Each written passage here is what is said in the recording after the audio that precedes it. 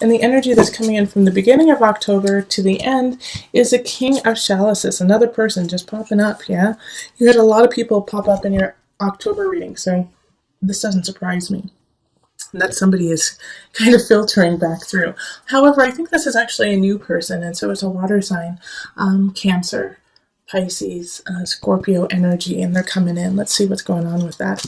And then we have the Queen of Swords. Golly, you maybe okay. I have another idea here that's happening because, okay, Queen of Wands, Two of Chalices, Page of Swords, and Eight of Swords. Okay, so Gemini, I think you're actually, a lot of you guys are going to be in the limelight in October, okay? So a lot of you guys, like all these people are popping up, and I think it's because you are actually going to be the center of attention for October. All of these people are going to be watching you and wanting to help you and need you. So I actually feel like Geminis are going to be like on TV, are going to be heard on YouTube or like Facebook, or, you know, like you are going to be a lot of Geminis are going to be seen in that regard. I mean, having King, Queen, Page, and then in your October overarching, we had a ton of people show up too. And so having all these people here, it's like your tribe acknowledges what you're doing and who you are. So you know, what are you going to do with that? But I think whether you like it or not, people are going to be coming to you all of October.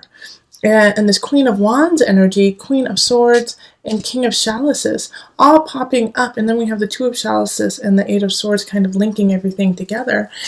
You know, it's talking about creating relationships, lasting relationships with a lot of different people, because we also had the Lovers pop up in October, and so that's soul contract with a lot of different people. So Gemini, I think you're really connecting to your community, because we have the Two of Chalices popping up again, and that's like the minor arcana for the Lovers card of soul contract, of love, of unconditional love, brewing and growing within you and within others towards you.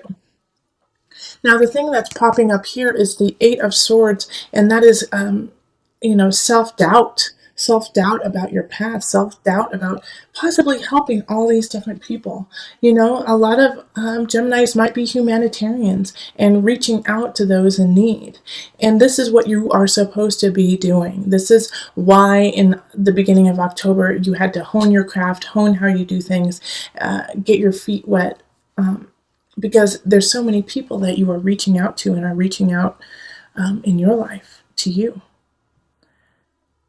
You know, so it's like you're going to have a lot of air energy, you know, and actually I feel like the Queen of Swords is actually you, all right? And you are the center of October, the remainder of October, and creating a connection with a fire sign and another fellow air sign.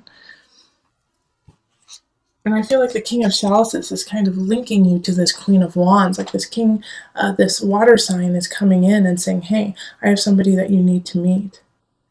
You know, you had to deal with a really pesky, what was it, Queen of Cups in the beginning of October. So like a water sign, another water sign. And in a way, maybe that water sign from the past who was kind of being jealous of you and trying to undermine things that you're doing is linked to this King of Chalices. You know, could be their partner, could be somebody they also work with, and they're kind of telling you not to pay attention to that other person. And you know, you can see that I'm really referring to the October reading. So if this isn't making sense to you, go watch that reading first and then watch this. Okay, so go watch the October reading that came out you know, the end of September of mine, because that's what I'm referring to. But you got a lot of people showing up, a lot of people wanting to, you know, Page of Swords, that's abundance, and so they're trying to help you with your abundance. But also with the Page of Swords, they could also be trying to put some reality in what you want to create. So they could be kind of like a wet blanket for you. Like you have all of these visions and ideas and people are like, yeah, let's do it, Gemini, let's do it. And then this Page of Swords is like, that's a great idea, but let's get back to reality, you know? Okay, so let's pull on the Noah Nafu deck just to give you some added guidance with this. Circle of life. Yeah, circle of life. That the circle of life is with everyone included. Okay, so let's see what that card has to say.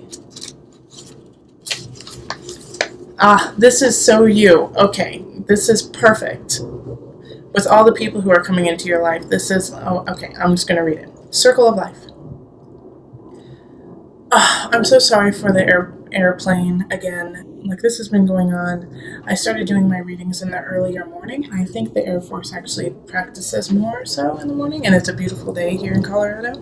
So, just use the sound of the airplane to take off and take flight into your life as I read this. Okay?